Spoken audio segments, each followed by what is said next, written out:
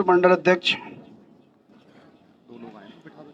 भाई देवेंद्र भट्ट जी, जिला मंत्री भाई नरेंद्र डंडियाल जी, इस क्षेत्र पंचायत के सम्मानित प्रमुख आदरणीय बड़े भाई नीरज स्वाथरी जी, सांसद प्रतिनिधि के रूप में इस कार्यक्रम में उपस्थित वीरेंद्र बमोला जी,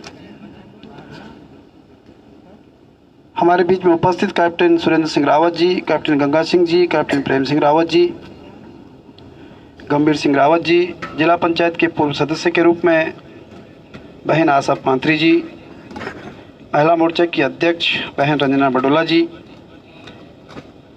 कनिष्ठ प्रमुख एकेश्वर बहन धनेश्वरी बिष्ट जी, इस मंडल के महामंत्री भाई गणेश रावत जी और इस प्रशिक्षण वर्ग में उपस्थित इस मंडल के सभी सम्मानित बूथ के अध्यक्षगण, मंडल के पदाधिकारी बंधु, कार्यकर्ता बंधुओं, सम्मानित जनप्रतिनिधिगण, हम सब जानते हैं कि भारतीय जनता पार्टी के परिवार की रीति नीति के अनुसार हम सब कार्यकर्ता वैचारिक रूप से मजबूत हों। हम सब कार्यकर्ता पार्टी के सिद्धांत के अनुसार और पार्टी के संविधान के अनुसार हमारे पार्टी की देहनिष्ठा क्या है और हम किस विचारधारा से उत्प्रोत हैं। हमारी पार्टी का जो संकल्प है, उस संकल्प के आधार पर क्या हम अपने पार्टी के एजेंडे को आगे बढ़ाने का काम कर रहे हैं। हम जिस वैचारिक परिवार से हैं, उस वैचारिक परिवार की विचारधारा क्या है और जिस पार्टी का जन्म भी अंत्योदय से हुआ हो, जिस पार्टी की विचारधारा एक आदम मानववाद हो और उस अंत्योदय के विचार से ओतप्रोत जिस पार्टी के कार्यकर्ता के रूप में हम आज यहाँ पर उपस्थित हैं, उस पार्टी के कालखंड के जीवन वृत्त को 1900 से लेकर आज तक हमारी पार्टी ने किस प्रकार से संघर्ष करते, हमारे महापुरुषों ने किस प्रकार से संघर्ष करते हुए आज खेत और खलियान से देश की संसद तक यदि हम भारत माता की जय करने में कामयाब हुए हैं, यदि हम संसद के अंदर वंदे मातरम गाने के लिए पूरे देश को हमने जो है भारत के संविधान और आस्था के प्रति अटूट विश्वास के साथ उनको निसंकोच कहने का अवसर प्रदान किया है, यदि हम आज वंदे मातरम के साथ साथ जय श्री राम का नारा लगाने का भाव देश के नागरिकों को देने में कामयाब हुए हैं और एक राजनीतिक दल के रूप में यदि हम सत्ता में, हम सरकार में हैं, तो क्या इस अंत्योदय के विचार से बनने वाली पार्टी और जनता का विश्वास जीतते हुए देश की और प्रदेश की सरकारों में जनता का प्रतिनिधित्व करते हुए क्या हम सरकार की उपलब्धियों को जन जन तक पहुंचाने का काम कर रहे हैं। यदि हम सत्ता में हैं तो क्या हम देश के नागरिकों के प्रति भारत के संविधान में दिए गए कर्तव्यों का पालन करते हुए क्या हम अपने देश के नागरिकों के स्वास्थ्य लाभ की चिंता कर रहे हैं, उसके जन कल्याणकारी योजनाओं को जन जन तक पहुंचाने का काम कर रहे हैं कि नहीं। इन सब बातों को देखने के लिए, इन सब बातों को आत्मसात करने के लिए और हम सब मजबूत हों, वैचारिक रूप से शिष्ट हों, हम चरित्रवान रहें, हमारी पार्टी की विचारधारा को जन जन तक पहुँचाकर हम सरकार के जन कल्याणकारी योजनाओं को खेत और खलियान के अंतिम छोर पर बैठे व्यक्ति तक पहुंचाने में यदि हम कामयाब हों, तो उन सबको व्यवस्थित रूप से पहुंचाने के लिए हमारी पार्टी ने प्रशिक्षण वर्ग के माध्यम से पूरे देश के भीतर अपनी पार्टी को, अपने पार्टी के कार्यकर्ताओं को अपने इन सब ध्येय निष्ठा के आधार पर आगे बढ़ने के लिए वैचारिक रूप से मजबूत होने का निर्णय लिया है। और उसी के क्रम में आज हम यहाँ पर उपस्थित हैं, बड़ी संख्या में इस मंडल के लोग उपस्थित हुए हैं। मैं आप सबको इस अवसर पर एकेश्वर महादेव जी को नमन करते हुए आप सबको वंदन करता हूँ, प्रणाम करना चाहता हूँ। जिस प्रकार से कि अभी कहा गया कि विषय वस्तु के रूप में सभी वक्ताओं को अपने अपने विषय पर बोलते हुए अपने लक्ष्य की पूर्ति को आगे बढ़ाते हुए हम सबको अपने कार्यकर्ताओं को निरीक्षित करते हुए समाज में आगे बढ़ने का काम करना है। इसलिए आज इस अवसर पर उत्तराखंड सरकार की उपलब्धियों के आधार पर इस सत्र के रूप में मुझे अपनी बात को कहने का अवसर प्रदान किया गया है। हम सब जानते हैं कि 2017 में जब उत्तराखंड में चुनाव हुआ था तो राजनीतिक दल के रूप में हम चुनाव मैदान में गए थे और चुनाव मैदान में जाने के वक्त हमने प्रदेश की जनता से वादे किए थे, आप सब ने किए थे, हम सब ने किए थे। एक एक मतदाता पे जाकर हमने आग्रह किया था कि हमारी पार्टी यदि सत्ता में आएगी, हम जनप्रतिनिधि बनेंगे तो हम इस प्रदेश के समग्र विकास का काम करने का काम करेंगे। ये समग्र विकास क्या है? इस समग्र विकास में क्या आता है? क्या 3 साल और 3-3.5 साल के भीतर आपके मत से बनने वाली सरकार, इस प्रदेश की जनता के मत से बनने वाली सरकार ने क्या प्रदेश के विकास के लिए कोई काम किए हैं कि नहीं? यदि किए हैं तो उनका हम सबको ध्यान होना चाहिए, जन जन तक पहुंचाने का काम होना चाहिए।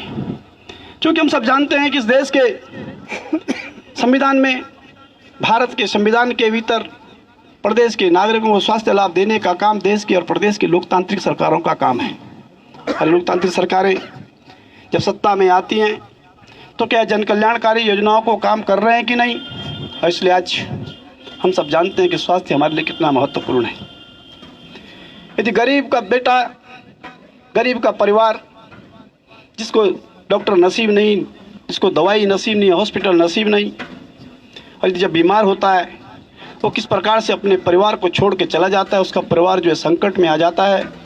हम सब इसलिए असली वाकिफ होते हैं, हम पहाड़ के रहने वाले लोग हैं और इसलिए स्वास्थ्य की चिंता करना हमारा परम धर्म है।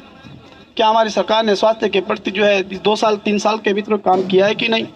हम सबको इसको समझने की आवश्यकता है, क्योंकि हम सब जानते हैं कि उत्तराखंड राज्य के 13 जिलों के राज्य में यदि हम स्वास्थ्य क्षेत्र की बात करें तो 3.5 साल के भीतर उत्तराखंड की सरकार के लोकप्रिय मुख्यमंत्री जी द्वारा इस प्रदेश के स्वास्थ्य ढर्रे को ठीक करने का काम किया गया है। इस प्रदेश के 13 जिलों के प्रदेश में 2735 डॉक्टरों के प्रदेश में सृजित है। जब 2011 में हम सरकार में आए थे तो मात्र जो है 1100 डॉक्टर इस प्रदेश में सेवा में थे, कार्यरत थे। और इस 3 साल के भीतर प्रदेश की सरकार ने 2735 डॉक्टरों के सापेक्ष 2048 डॉक्टरों की नियुक्ति की है, 600 का अधियाचन भेजा है। एक प्रकार से 100% जो है डॉक्टर देने की स्थिति में जो 3 साल के भीतर हो रहे हैं। ये किससे बड़ी उपलब्धि से कम नहीं है। यदि पहाड़ के सुदूरवर्ती क्षेत्रों में यदि हमने डॉक्टर देने का काम किया है, ये काम पहले भी हो सकता था, लेकिन लोगों ने किया नहीं है क्योंकि अंत्योदय के विचार से बनने वाली सरकार नहीं थी।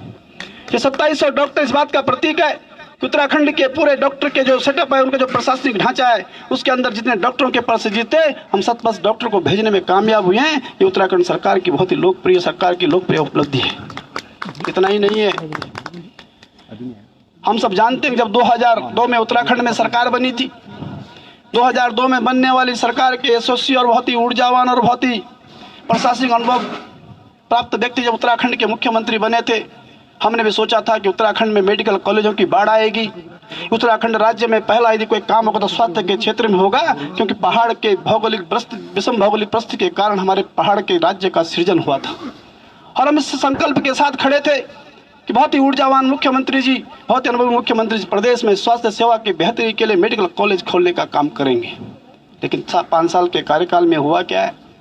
5 साल के कार्यकाल में मात्र एक मेडिकल कॉलेज बनाया गया हल्द्वानी, और उसको बनाया नहीं गया है।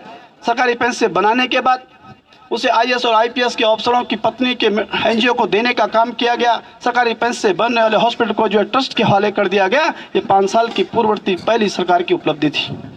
क्या मेडिकल कॉलेज नहीं बनाए जाने चाहिए थे? क्या प्रदेश की स्वास्थ्य सेवा को बेहतरी करने के लिए जो है MBBS के पद नहीं बढ़ाए जाने चाहिए थे? लेकिन नहीं किया मेरे मित्रों। 2007 में सरकार में आए, हमने 2007 में श्रीनगर में मेडिकल कॉलेज बनाने का काम किया है। उत्तराखंड के लोकप्रिय मुख्यमंत्री जी ने जो है माननीय भूमचंद खंडू जी ने श्रीनगर में पहला देश का जो है प्रदेश का मेडिकल कॉलेज बनाने का काम किया है। और उस मेडिकल कॉलेज से 125 डॉक्टर प्रतिवर्ष निकल रहे हैं।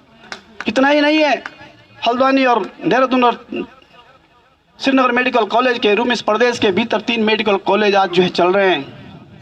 और मेडिकल कॉलेज 3 नहीं चल रहे मेरे मित्रों। इस 3 साल के भीतर हमने अल्मोड़ा में मेडिकल कॉलेज, पिथौरागढ़ में मेडिकल कॉलेज, रुद्रपुर में मेडिकल कॉलेज, हरिद्वार में मेडिकल कॉलेज, 4 मेडिकल कॉलेजों का कार्य निर्माणाधीन है। 13 जिलों के प्रदेश में हम 7 मेडिकल कॉलेजों के साथ जो इस प्रदेश की स्वास्थ्य व्यवस्था को ठीक करने का काम कर रहे हैं। एक छोटी सीट नहीं होती है, क्या 94.9% बनने लाने वाला व्यक्ति क्या देश का ब्रेन नहीं है? क्या उसको डॉक्टर बनने का हक नहीं है? क्या उसमें माता पिता की कमी थी? उसकी बुद्धिता की कोई कमी थी? उसकी कोई कमी नहीं थी। कमी थी तो केवल सरकारों की थी। 15,000 जो है पदों का सृजन एक मेडिकल कॉलेज खोलने पर प्रदेश के भीतर होता है। नई एमबीबीएस सीटें जो है भारत सरकार ने दिए हैं। 3 मेडिकल कॉलेज में आज 100 ने 125 जो है डॉक्टर जो है प्रतिवर्ष जो है निकलेंगे। 75 पद बढ़कर जो है उत्तराखंड को मिले हैं। ये प्रदेश काम किया है। और जब योजना भारत की सरकार ने लागू की, उत्तराखंड में मात्र 5,35,000 परिवार ही जो है उस योजना से आच्छादित हुए। हमारे प्रदेश के 17 लाख परिवार छूट गए। जब 17 लाख परिवार छूट गए तो हमने माननीय मुख्यमंत्री से आग्रह किया। हम गांव में जा रहे हैं, लोग कह रहे हैं हमारा कार्ड नहीं बना है। कार्ड इसलिए नहीं बना है कि 2011 के बेस सर्वे के आधार पर उन लोगों का चयन हुआ है। चयन उन लोगों का हो रखा है जो उन्होंने जो अच्छे संपन्न है, सक्षम धनराशि सरकार खर्च कर चुकी है। हम सबको समझने की जरूरत है। हम सबको ये बात बताने की जरूरत है कि हमने अपने प्रदेश के स्वास्थ्य क्षेत्र को बेहतरी करने का काम किया है। और इसलिए आज इस अवसर पर मैं प्रदेश सरकार की उपलब्धियों के आधार पर आप सबके बीच में कुछ बिंदु की ओर ध्यान आकृष्ट करना चाहता हूँ। हम सब जानते हैं कि हम पहाड़ी प्रदेश के लोग हैं। आपदा का क्षेत्र है। यदि आपदा आ जाए तो हमें जो है हमारी पुलिस सबसे पहले पहुँचती है। जब पुलिस पहुँचती तो कभी घटना हो जाती है, पुलिस का जवान मर जाता है। पुलिस का जवान मर जाता है तो उसको जो है जन भावना का विषय रहता है। उस समय पूरा माहौल इस तरह से हो जाता है जैसे सरकार कुछ कर ही नहीं रही हो। पूर्व में ऐसे आपदा के समय यदि पुलिस का जवान मर जाता है तो उसको जो 10 लाख रुपए की धनराशि देने का प्राविधान था, लेकिन हमारी सरकार ने उस 10 लाख की धनराशि को 15 लाख देने का काम किया है। यदि आपदा के क्षेत्र में पुलिस का जवान इस प्रदेश का मरेगा तो 15 लाख एक मुश्त सरकार दी उसे परिवार को नौकरी देने का काम करेगी। इतना ही नहीं है, हम जानते हैं कि हम चौथे सैनिक धाम के रूप में इस प्रदेश में सैनिकों का सम्मान करना चाहते हैं, क्योंकि हम सैनिक भूमि के लोग हैं। बड़ी संख्या में सेना में हमारे लोग हैं और स्वतंत्रता संग्राम सेनानियों की संख्या इस प्रदेश में बहुत सारी संख्या में है। हमारी सरकार बनी तो हमने स्वतंत्रता संग्राम सेनानियों की विधवाओं की पेंशन 11,000 से बढ़ाकर 21,000 करने का काम किया है और 22 से 2017 को किया है। शासन आदेश के आधार पर कह रहा हूँ, कोई इसको डिनाई नहीं कर सकता है। यदि 11,000 रुपये पूर्व से मिल रही थी, 10 साल तक सरकार कांग्रेस की सरकार आने की बीत, क्या उनको बढ़ाया नहीं जाना चाहिए था? क्या उनकी आर्थिकी को बढ़ाने का काम नहीं होना चाहिए था? लेकिन जो है केवल नारे देंगे, काम करेंगे नहीं। यदि किसी ने किया तो हमारी सरकार ने किया है। हमने 11,000 से 21,000 बढ़ाने का काम किया, 22 से 2017 को किया है। स्वतंत्रता संग्राम सेनानी की पौत्रियों की शादी के लिए जो 4,000 रुपये की धनराशि मिलती है, हम उसको 4 से बढ़ाकर 50,000 रुपये करने का काम किया है और हमने 18/7/2017 को किया है। ये 18/7/2017 इस बात का प्रतीक है उस दिन उत्तराखंड में आपकी सरकार थी, आपके पार्टी के मुख्यमंत्री थे और हमने जो है स्वतंत्रता संग्राम सेनानी की पौत्रियों की लड़की की शादी में मिलने वाली धनराशि को 4 से बढ़ाकर 50,000 किया है। ये सरकार का सैनिकों के प्रति सम्मान जो है प्रदर्शित करता है। इससे आगे हम बढ़ेंगे। हमारे प्रदेश में 61 ऐसे सेनानी, लोकतंत्र सेनानी की पेंशन हमने देने का काम किया है जिन्होंने जो है आपातकाल के हम जेल गए हैं। ऐसे 61 परिवारों को हमने 16,000 रुपये प्रतिमाह देने का काम किया, हमारी सरकार ने किया है। शहीद के परिवार को नौकरी देने का निर्णय लिया है। और यदि सरकारी नौकरियों में बहुत सारे लोगों का आग्रह था कि भाई हमारा उम्र चली जाती है, आयोग की परीक्षाएं होती नहीं है, समय पर रिजल्ट निकलता नहीं है और इसलिए जो है उम्र जाने के कारण बहुत सारे लोग सरकारी योजनाओं में पार्टिसिपेशन नहीं कर पाते हैं। हमारी सरकार ने निर्णय लिया है सरकारी नौकरियों में उम्र की जो सीमा 40 साल थी उसको हमने 40 साल से बढ़ाकर 42 साल करने का काम किया है। यदि हम और आगे बढ़ेंगे तो हम सब जानते हैं कि हम पहाड़ी जिलों के रोज हैं, छोटे छोटे जनसंख्या गांव हमारे हैं। हमने आंगनबाड़ी कार्यकर्ताओं का वेतन मानदेय 6,000 से 7,500 करने का काम किया है। ये जन जन तक पहुंचाने की आवश्यकता है क्योंकि प्रत्येक गांव से जुड़ा हुआ मामला है, प्रत्येक रेवेन्यू विलेज से जुड़ा हुआ मामला है।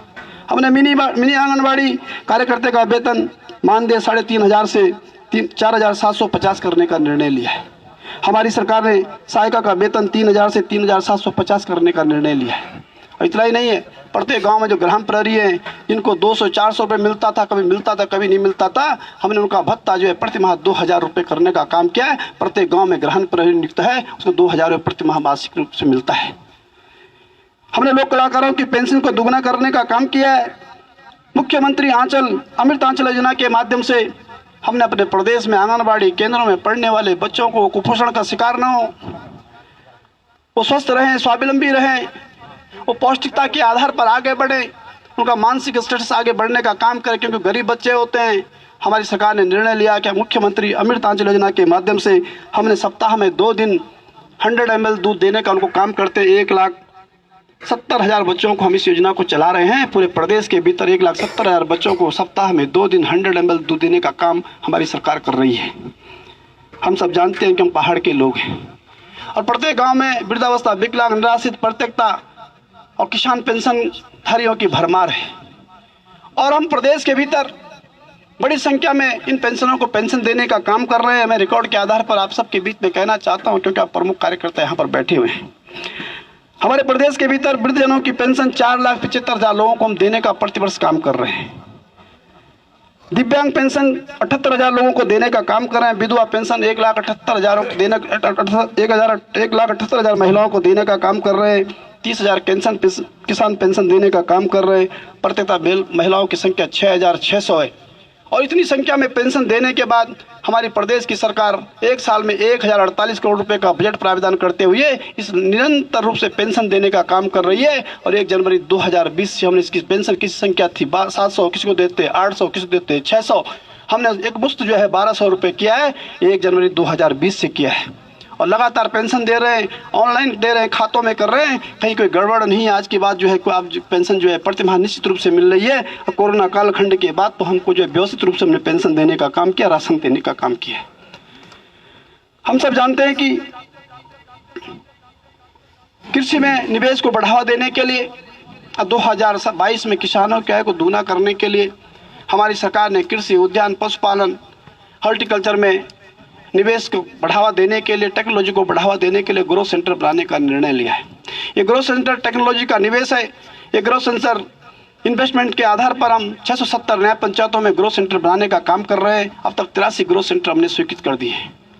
टेक्नोलॉजी के माध्यम से किसानों को निवेश करते हुए उनको अच्छी लैब देंगे, उनको अच्छे बीज देंगे, उनको अच्छे पौध देंगे, उनके टिश्यू कल्चर की लैब से उनको बीज का शोधन करेंगे। यदि जमीन उपयोग नहीं, जमीन की टेस्टिंग करेंगे। पूरा काम सरकार करेगी, क्योंकि हम पूरे पहाड़ से पलायन हो रहा है। पौड़ी में आप सब जानते हैं पलायन की समस्या से जो ग्रसित हैं लोग किस प्रकार से घरों में रहेंगे, क्योंकि टेक्नोलॉजी बंगलौर में है, टेक्नोलॉजी दिल्ली में है, टेक्नोलॉजी चंडीगढ़ में है, टेक्नोलॉजी यहाँ एकेश्वर में नहीं है, चौबट्टा खाल में नहीं है। तो हम टेक्नोलॉजी के माध्यम से किसानों को प्रशिक्षण देकर, उनको लेबोरेटरी में उनको जो है बीज उपलब्ध कराकर, उनको नर्सरी में पौध उपलब्ध कराकर हम ग्रोथ सेंटर के माध्यम से किसानों की आय को आगे बढ़ाने का काम कर रहे हैं। एक दिन का इन्वेस्टमेंट नहीं है। यहाँ आने वाले 5 से 10 साल में इसका रिजल्ट दिखेंगे, लेकिन हम सब कार्यकर्ताओं को, लोगों को समझाने की जरूरत है, उनको बताने की आवश्यकता है। हम सब जानते हैं कि हमारा पर्यटन का प्रदेश है। इस पर्यटन के प्रदेश में पर्यटन की गतिविधियों को संचालित करने के लिए हम सबको बहुत सारी कठिनाइयों का सामना करना पड़ता था। एमएसएमई पॉलिसी जो भारत सरकार की नीति है, सूक्ष्म लघु मध्यम उद्योग जो नीति थी, उस नीति के तहत बहुत सारे लोग जो पर्यटन के तहत जो स्वरोजगार करते थे, वो उनको सब्सिडी मिलती थी। भारत सरकार द्वारा दी गई जाने सब्सिडी उनको छूट उनको मिलती नहीं थी, क्योंकि वो नीति का पार्ट नहीं था। क्योंकि जो एमएसएमई पॉलिसी में पर्यटन उद्योग का दर्जा नहीं था, हमारी सरकार ने निर्णय लेकर, माननीय मुख्यमंत्री जी ने पर्यटन को उद्योग का दर्जा देकर एमएसएमई पॉलिसी का लाभ देने का काम किया है। लाखों की संख्या में जो लोग स्वरोजगार कर रहे हैं, उनको 35% सब्सिडी मिल रही है, उनके खाते में मिल रही है।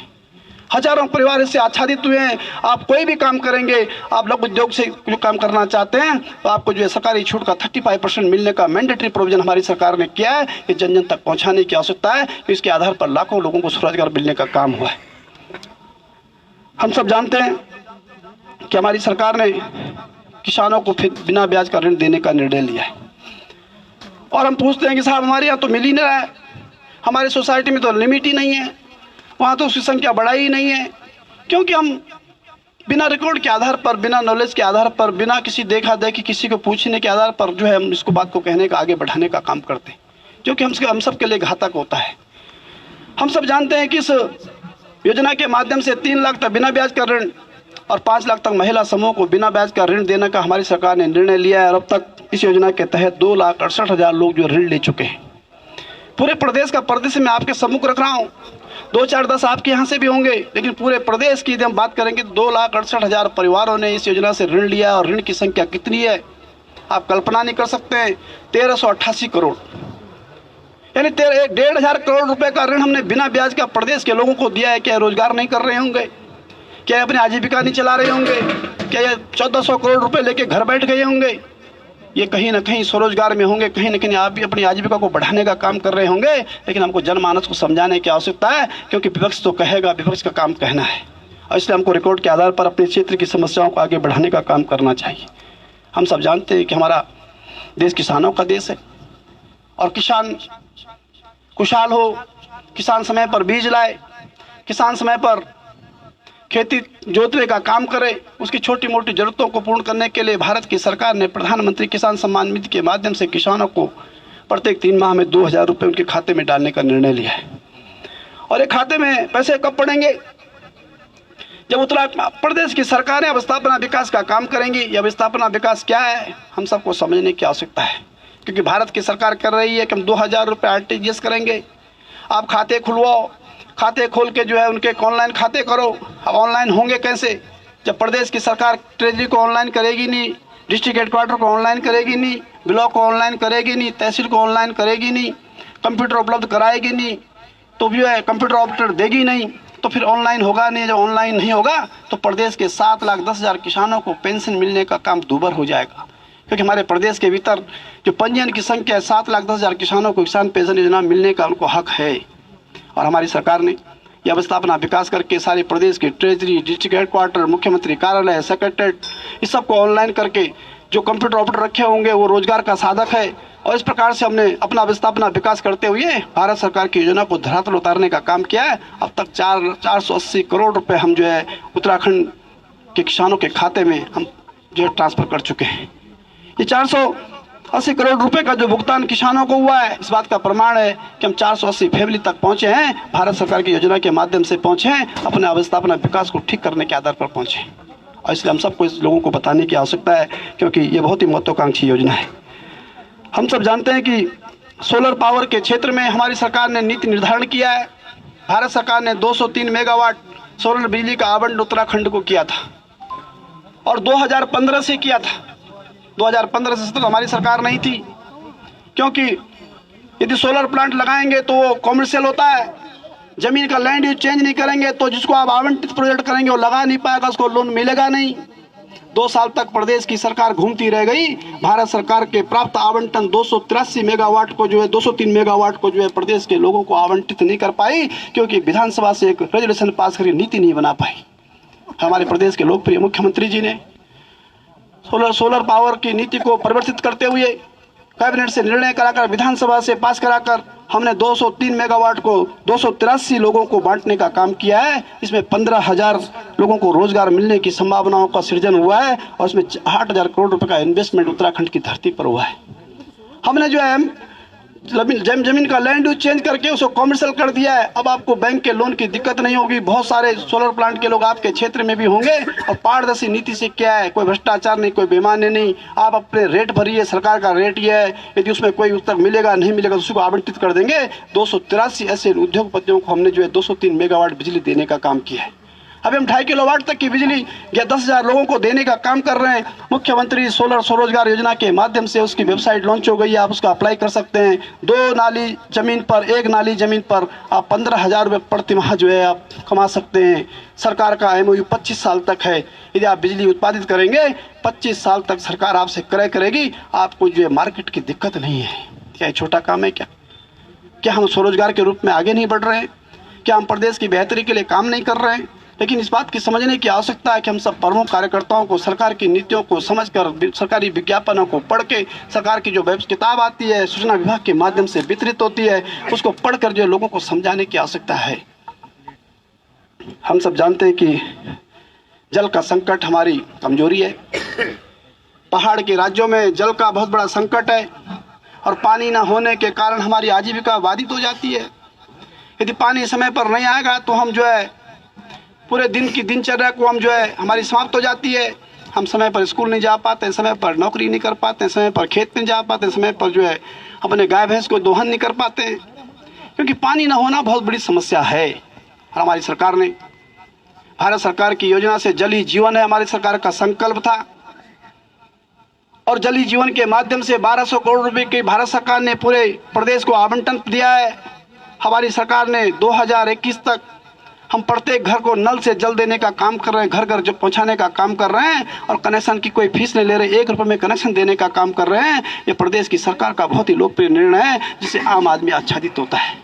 हम सबको बताना पड़ेगा ये 1200 करोड़ जिस इन्वेस्टमेंट उत्तराखंड की धरती पर होगा, गांव-गांव में होगा, गांव के क्षेत्र में होगा, ये 1200 करोड़ जब खर्च होगा तो लोगों की आजीविका बढ़ेगी नहीं क्या? लोगों को रोजगार मिलेगा नहीं क्या? लोगों को पानी मिलेगा नहीं क्या? यानी एक आज तक क्यों नहीं हुआ है? ये आज ही क्यों विचार हुआ है? इसलिए आज विचार हुआ है कि अंत्योदय की सरकार देश में भी और प्रदेश में है। हम जन जन के कल्याण की योजना बनाकर जो है धरातल उतारने का काम कर रहे हैं।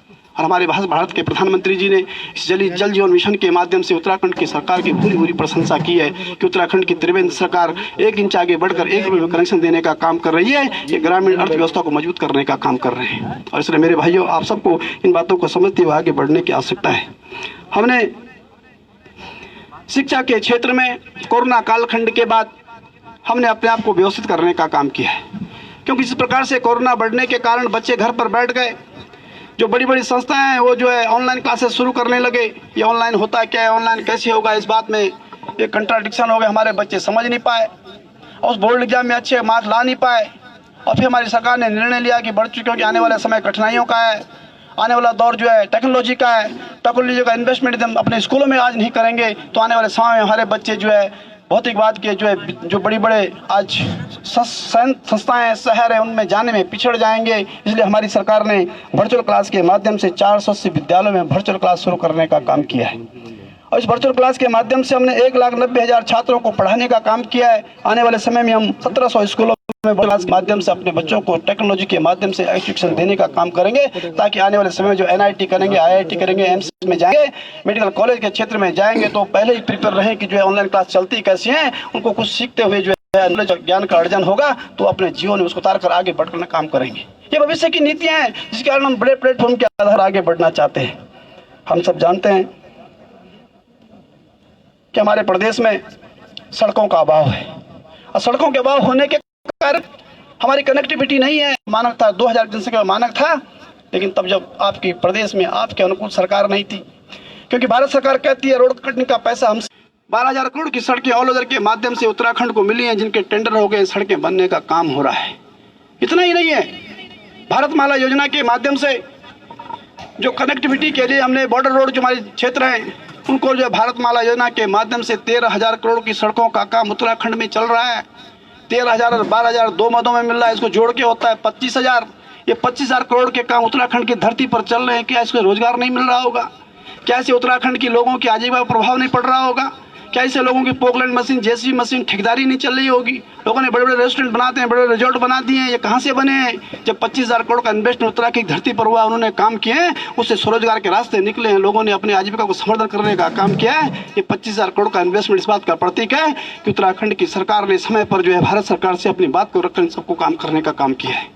इससे आज हम बढ़ेंगे तो हम देखते हैं कि ऑल ओवर सड़क के बाद यदि रेल कनेक्टिविटी के बारे में हम सोचते हैं तो आप देख रहे हैं कर्णप्रयाग रेल लाइन, जिसको हम बरसों से सुना करते थे, ये बात तक क्यों नहीं बनी है? 60-70 साल की आज़ादी में जो है उत्तराखंड को क्या रेल नहीं मिलनी चाहिए थी? क्या भारत की सरकार हमारी सरकार नहीं है? क्या हमारे सांसद जो है दिल्ली को रिप्रेजेंट नहीं करते हैं? लेकिन मेरे मित्रों, देश की सरकार ने निर्णय लिया नहीं, उत्तराखंड की तरफ देखा नहीं, 99, 999 वही बनाते रहे जहां रेल मंत्री रहे। लेकिन भारत के अंत्योदय की सरकार ने समग्रता से पूरे देश का विचार किया है।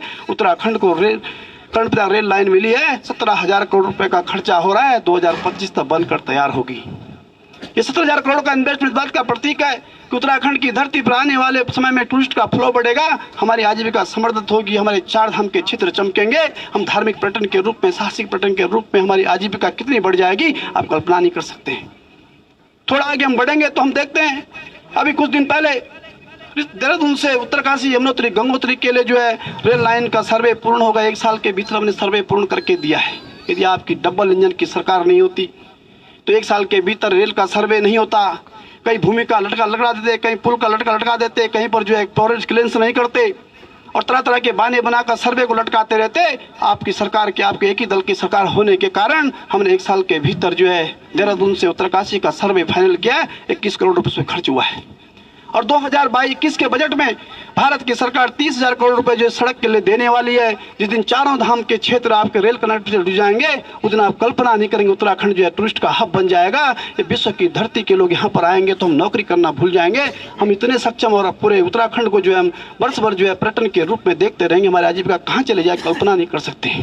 ये विकास के वो काम है मेरे मित्रों, जिसे उत्तराखंड के लोकप्रिय सरकार के लोकप्रिय मुख्यमंत्री जी ने इस विकास को नए ऊंचाइयां देते हुए भारत सरकार के सम्मुख अपनी बात को रखते हुए उत्तराखंड के समग्र विकास की चिंता की है। आने वाला समाज हमको याद करेगा उत्तराखंड की धरती पर ये मुख्यमंत्री कौन रहा होगा जिसने उत्तराखंड की बेहतरी के लिए इतना लंबा सोचा है। ये बहुत लंबी विषय की बात है, क्योंकि आप सब प्रमुख कार्यकर्ता हैं, आपको जन जन तक इस बात को समझाना है।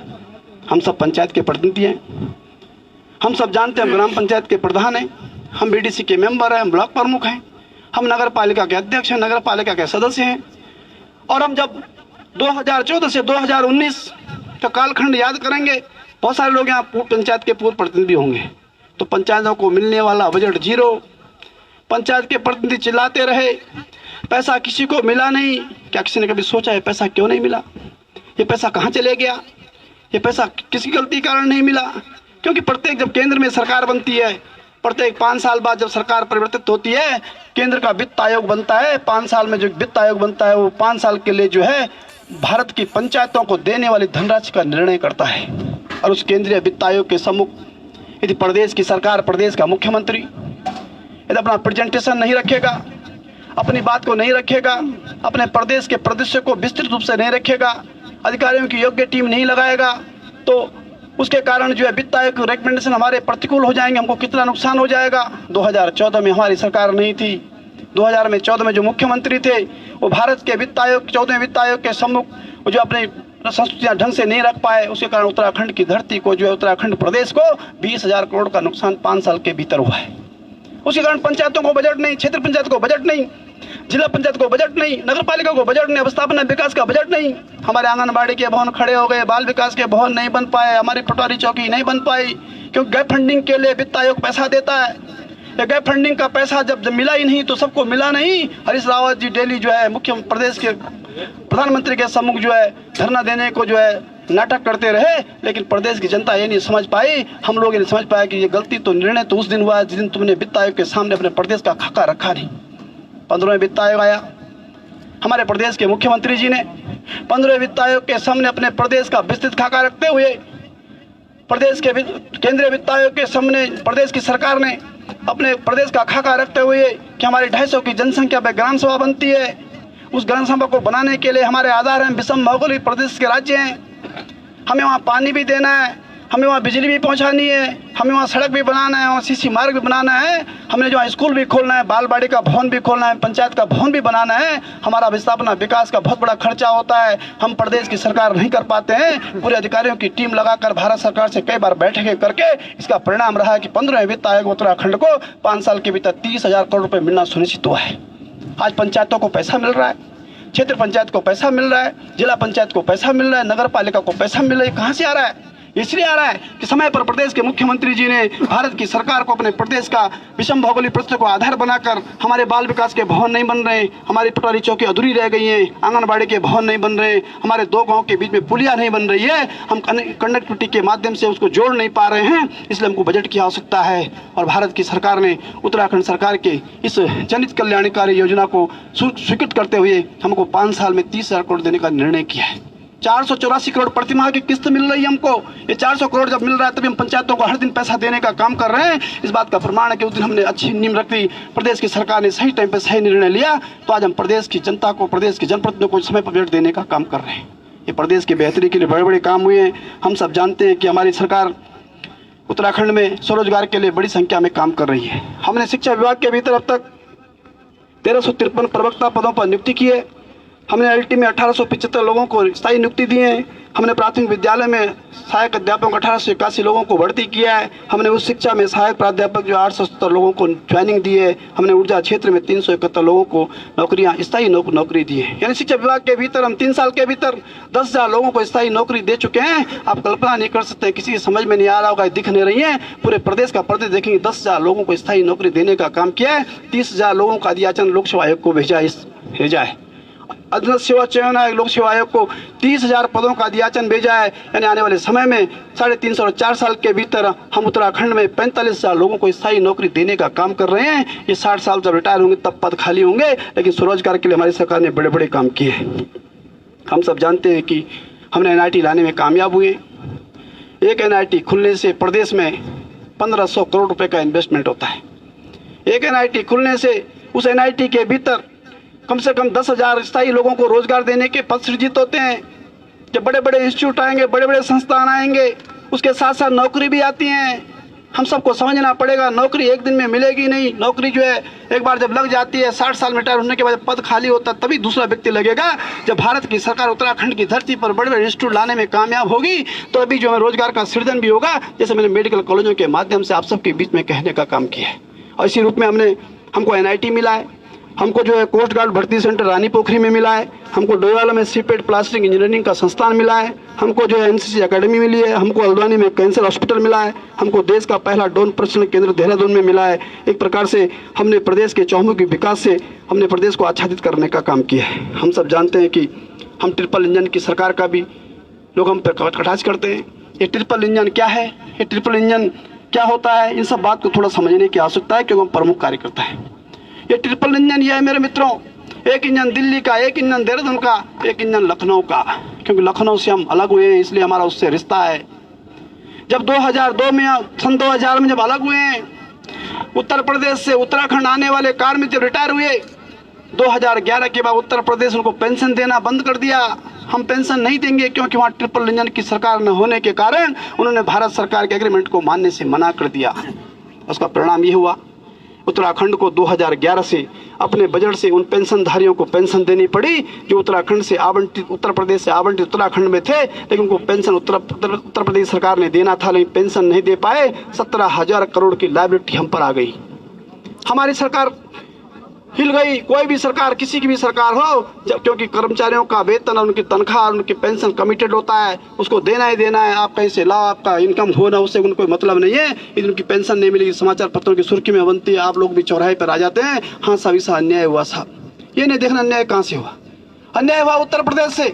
उत्तर प्रदेश में अनुकूल सरकार न होने के कारण उन्होंने भारत सरकार के निर्देश को मानने से मना कर दिया। उत्तराखंड को अपने बजट से पेंशन देने का काम हुआ। हमारे एक लोकप्रिय मुख्यमंत्री ने उत्तर प्रदेश के साथ लगातार बैठकें करके, आदरणीय योगी के साथ बैठक करके अधिकारियों की टीम को लगाकर निर्णय करवाया। उत्तर प्रदेश के बजट में 17,000 करोड़ का प्रोविजन करवाया। हमको अब तक 4,520 करोड़ हमको आवंटित हो गया है। आज हम उत्तर प्रदेश से आने वाले पैसे से पेंशन देने का काम कर रहे हैं। ये ट्रिपल इंजन के फायदे हैं, जिसके कारण जो है हमको जो है बहुत बड़ा फायदा हुआ है। आज हम उस पेंशन को जो हम अपने बजट से देते थे, उससे हम सड़कें, बिजली, पानी देने का काम करेंगे।